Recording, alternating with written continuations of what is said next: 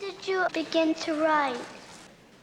When I was born, my mother asked the midwife, is it a boy or a girl? And the midwife said, neither one, it's a writer. I would like to know what you feel when you write in Yiddish and you know that your greatest audience lives no longer. When I sit in the cafeteria near the Jewish Daily Forward and my cronies begin to bother me, what will happen to Yiddish? I say to them, I have some comfort for you. And they say, what kind of comfort? And I say, we are having now about 4 billion people. But 100 years from now, we will most probably have 100 billion people the way we multiply. And every one of these 100 billion people will need a topic for a PhD. I was reading recently that Sholem Asch Yes. criticized your work as not being humanistic, as not being moral, as not leading toward the betterment of human society. How would you react to that? How do you see your role in literature generally? He might be right, who knows?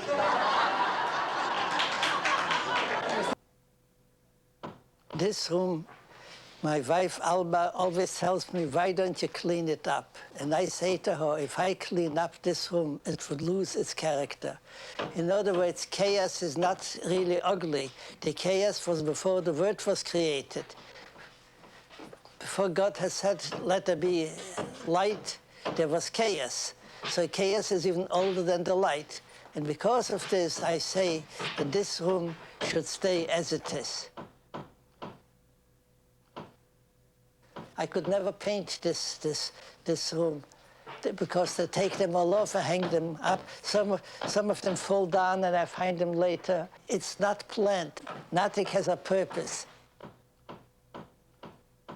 Well, I have here scores of doctorates. I don't know, not scores, but very, very many from many universities, and here they stay. I have so many that some of them hang behind the door. You will not believe me. Behind the door. This is the Nobel Prize. Can you see it? This is, I don't know how to call it. This is the diploma, so to say. This is the King of Sweden. This is Hasidic Singer. When my parents brought me from the little town of Radzymin to Warsaw and to Krochmalny Street. According to notions which people have today, Krochmalny Street was a street of slums. We didn't have bathrooms there, and we didn't have all the other conveniences which people have today. But we never knew that there are such things or that there will ever be such things.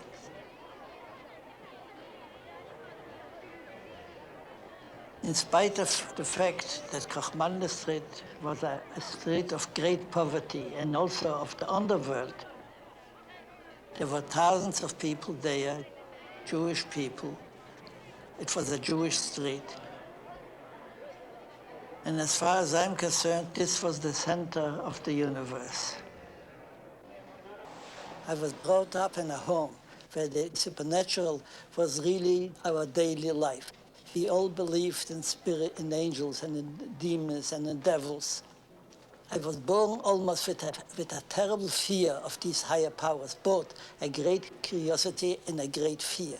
And now, at the time in my old age, I still have this feeling that I'm surrounded with powers of which I have no inkling, really, I don't know what they are. Although I was brought up completely in religion, I was interested in women from the very beginning. So when my brother began to paint and he took me to a sculptor's atelier and I see all these naked women, these breasts and bellies, I did not feel that I was betraying God.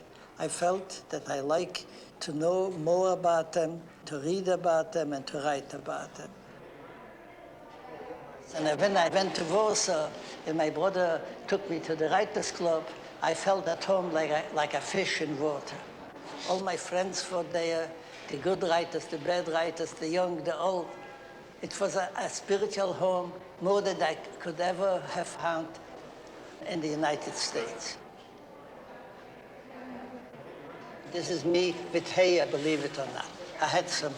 I did have some hair 200 years ago. Today I know exactly what I should have done that summer, my work. But then I wrote almost nothing. Who needs Yiddish in America, I asked myself. Though the editor of a Yiddish paper published a sketch of mine from time to time in the Sunday edition, he told me frankly that no one gave a hoot about demons, dybbuks, and imps of 200 years ago. At 30, a refugee from Poland, I had become an anachronism. As if that were not enough, Washington had refused to extend my tourist visa. The newspapers were predicting that Hitler would invade Poland any day. Lieberman, my lawyer, was trying to get me a permanent visa. But for that, I needed my birth certificate, a certificate of morality, a letter saying that I was employed, and other papers I could not obtain. I opened my eyes after a fitful sleep full of nightmares. My Warsaw wristwatch showed 11:15. Through the cracks in the shade, a golden light poured in. I could hear the sounds of the ocean. For a year and a half, I had been renting a furnished room in an old house in Seagate, not far from Esther. That's what I'll call her here. And I paid $16 a month for it. Mrs. Berger, the landlady, gave me breakfast at cost. Until they deported me to Poland, I was enjoying American comfort. I took a bath in the bathroom down the hall. At that time of the day, it wasn't occupied. And I could see a huge boat arriving from Europe, either the Queen Mary or the Normandy. It was a place which I loved from the very beginning because it was near the ocean and at the same time far from this noise, the Coney Island noise. Many Yiddish writers lived here. Well, all I guess, it's all gone. The writers are dead. My brother is not alive. But I recognize these columns. They were there. I expected Mrs. Berger's kitchen to be empty so late in the morning. But they were all there. Mr. Heikowitz, his third wife, the old writer Lemkin, who used to be an anarchist, and Sylvia, who had taken me to a movie on Mermaid Avenue a few days before. When I entered the kitchen, Mrs. Berger cried out, "Here's our writer. How can a man sleep so long? I've been on my feet since 6 this morning." Everyone teased me. Old Heikowitz said, "Do you realize that you've missed the hour of morning prayer?" His third wife joined in. "I bet this greenhorn hasn't even got phylacteries." As for Lemkin, he said, "If you ask me, he was up writing a bestseller the whole night." "What are you going to eat today?" Mrs. Berger asked me. 2 rolls with 1 egg or 2 eggs with 1 roll? Whatever you give me. I'm ready to give you the moon on a plate. I'm scared of what you may write about me in your Yiddish paper.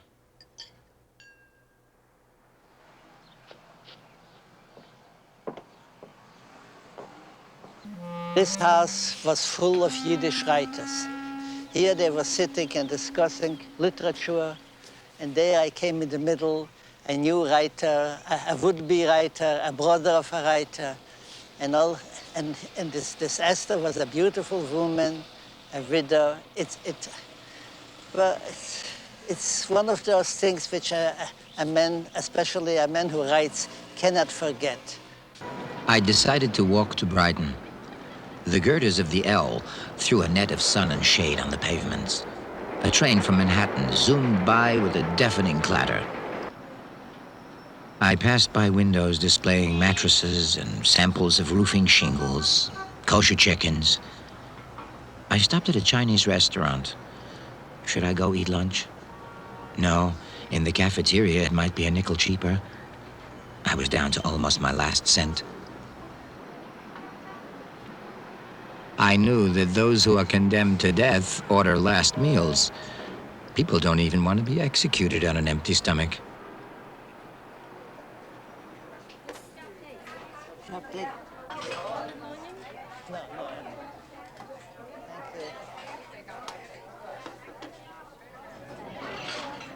I counted my money, and I remembered that I had to call the newspaper and ask about my sketch. I knew that a call from Coney Island to Manhattan cost 10 cents, and the Sunday editor, Leon Diamond, rarely came into the office.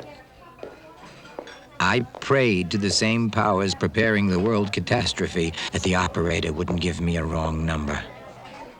I pronounced my number as clearly as I could in my accent, and she told me to put in my dime. The girl at the switchboard answered, and I asked for Leon Diamond. I was almost sure she would tell me that he wasn't in his office, but I heard his voice on the line. I began to stutter and excuse myself. When I told him who I was, he said brusquely, "Your story will be in on Sunday." Thank you very much. Send me a new story. Goodbye. A miracle of heaven, I shouted to myself.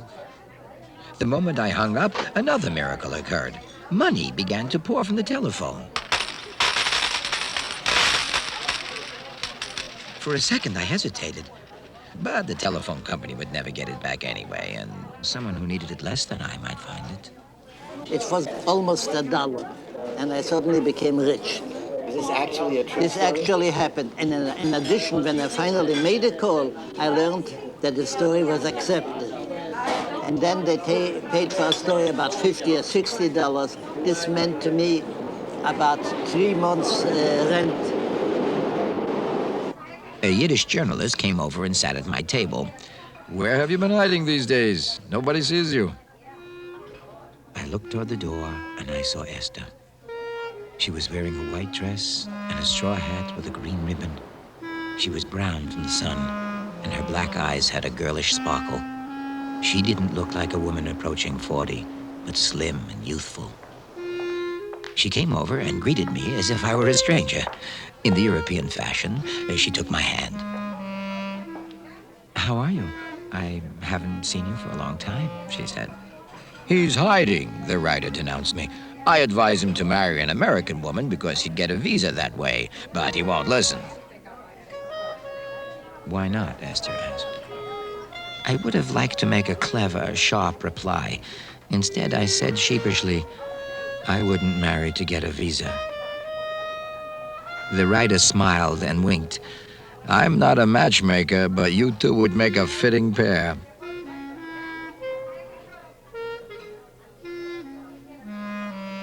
I knew I had to answer right then, but not a word came out. I felt hot. I had the painful feeling that my chair was tipping over. The floor heaved up, and the lights on the ceiling intertwined, elongated and foggy. The cafe began to circle like a carousel. Esther got up abruptly. "I have to meet someone," she said, and turned away. I remained sitting, baffled by the sudden shift in my luck. In my consternation, I began to count and recount the coins. As my game with the powers on high stood now, I seemed to have won $1 in some sense, and to have lost refuge in America and a woman I really loved.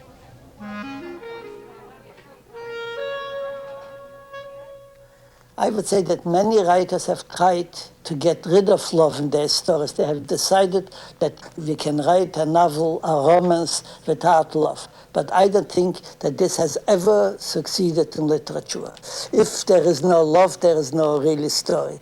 It is not an accident that they call in Europe a novel a romance, because it is a love story. The reason why literature needs so much a love story is that nowhere is the human individuality, the human character, the human personality expressed so clearly as in love. All our weaknesses come out in love, and all our strength comes out in love. Some people who may be giants in finances or on the battlefield become terribly weak and almost creepy in love.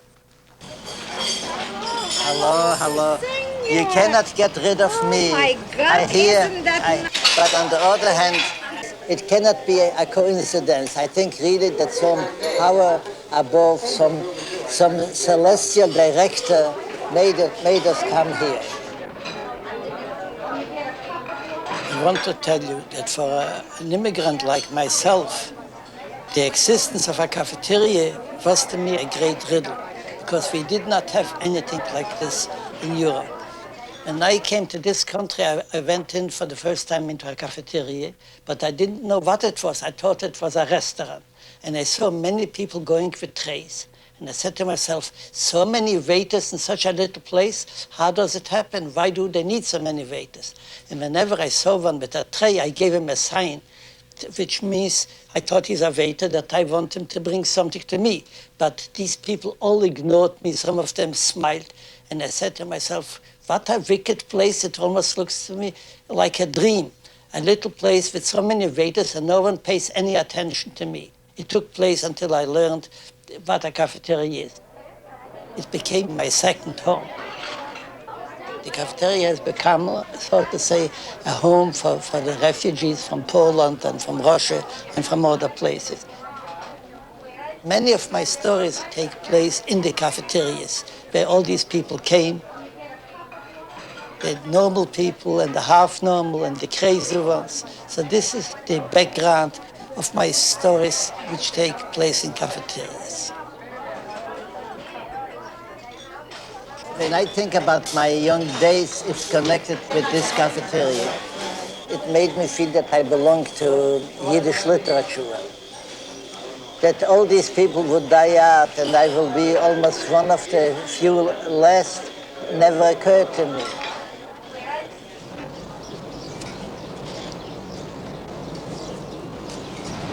I cannot believe that this is the forwards.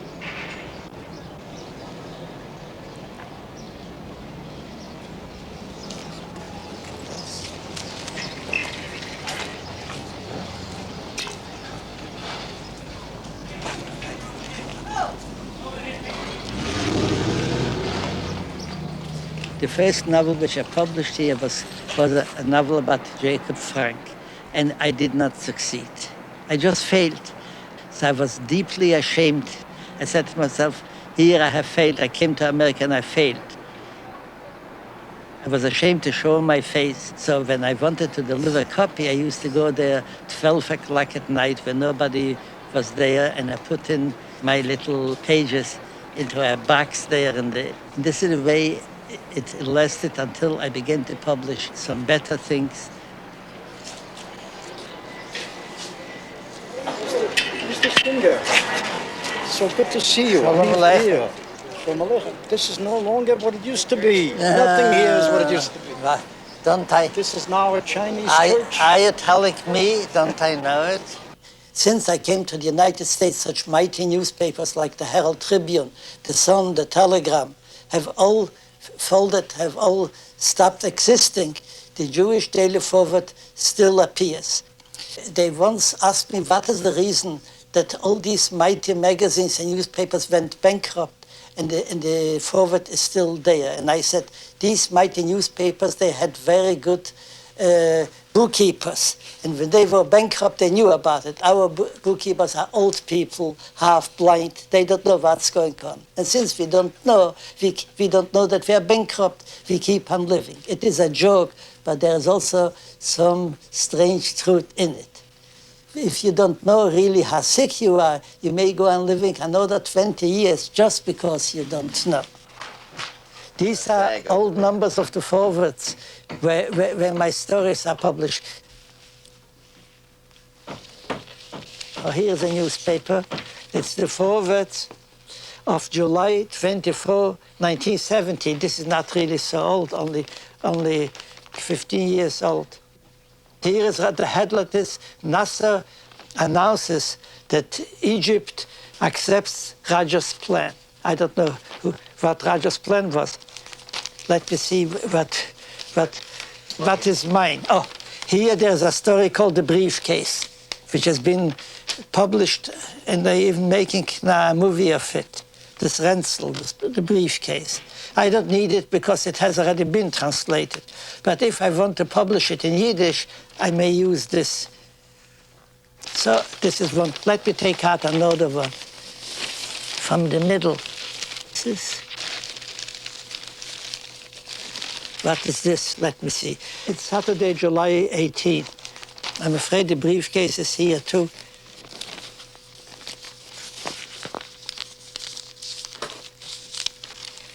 Yes, it's still the briefcase. I keep on getting very good letters from the readers all the time. All the people who read the forward read also me because it's a small newspaper. So I know that at least 20,000 people are going to read me the next week. There are many more people of good taste among the readers than among the critics. Ladies and gentlemen, ask me any question you feel like asking. If I know the answer, I will answer you. And if I don't know the answer, I will answer you anyhow. Yes, please. Do you believe in life after death? Whatever it is, it must be better than what we are having today. At least we don't read newspapers there. Where do you get all this material? Here. For young people, people who are only learning the profession, and this is a very difficult profession, they should write a story like Aristotle demanded it, with a beginning, a middle, and an end, so that the reader doesn't say, I was confused. I heard the word confused here all the time. There's no great art in confusing the reader. I have read many of these recordings of what people confess lying on the couch. In a way, they are kind of shocking. They tell you that they love not one woman, but hundreds of women. And in their fantasies, they are copulating with the Queen of England and God knows with whom not. But in a long run, these things become very boring. They are made of so to say, of maculature, they're not real literature. If there was some message that you could give to the leaders of our country right now, what would that message be? If I would know that the leaders of the world are sitting right here and they are waiting for my message, I would find a message somehow. I don't want to tell people what kind of a message I have. I rather tell them there is no message what I'm writing. You read the story and you create your own message. I don't have to do everything for you.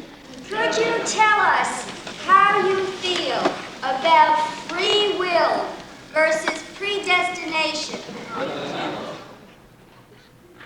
I absolutely believe in free will. There are fatalists who said everything is destined. Just the same, when you walk with a fatalist on the street, and we cross over the street, and he suddenly realizes that he's crossing a red light, he begins to run so quickly as if he would be a believer in free will. In other words, when it comes to our life, we all believe in free will. We only try to deny it when it comes to doing some good deeds. Then you say, it's destined that this poor man should die from hunger. Why should I help him? In other words, we must believe in free will. We have no choice.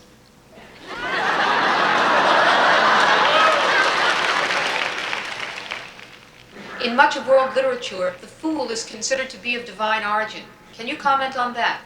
I would say that there is a gimple in every human being. There is also a fool in every saint. The saint really believes that what he is, he can make all of humanity like him. And this is his foolishness. But without this naivety, without this foolishness, humanity wouldn't have reached the little which it has reached until now. In this respect, I am one of these fools. How did you feel when you received the Nobel Prize? Of course, I did not expect to get the Nobel Prize, but when I came home from breakfast, I saw people were standing with cameras around my place and reporters, and they all asked me the same question. Were you surprised? Were you happy? So since I did not want to have a discussion with them about what happiness is, I said yes, I was surprised and I was happy, and this went on for about 10 or 15 minutes. Then there was a pause, and for a few minutes later, another reporter came in and he said, Were you surprised? Were you happy? And I said, how long can a man be surprised? And how long can a man be happy? I have already been surprised, I have already been happy, and now I'm the same schlemiel as I was before. His Majesty, ladies and gentlemen, people are asking me often, why do you write in a dying language? And I want to explain it in a few words. Firstly, I like to write ghost stories, and nothing fits a ghost better than a dying language. The deader the language, the more alive is the ghost. Ghosts love Yiddish, they all speak it. Secondly, I believe in resurrection. I'm sure that the Messiah will soon come and millions of Yiddish-speaking corpses will rise from their graves one day.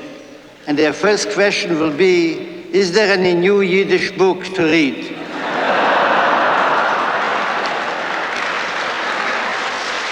Of course, in my age, there's more to look back than to look forward to. Still, I am looking forward to, because tomorrow I intend to sit down and write another story. The story itself may look back, but I'm looking forward to the story.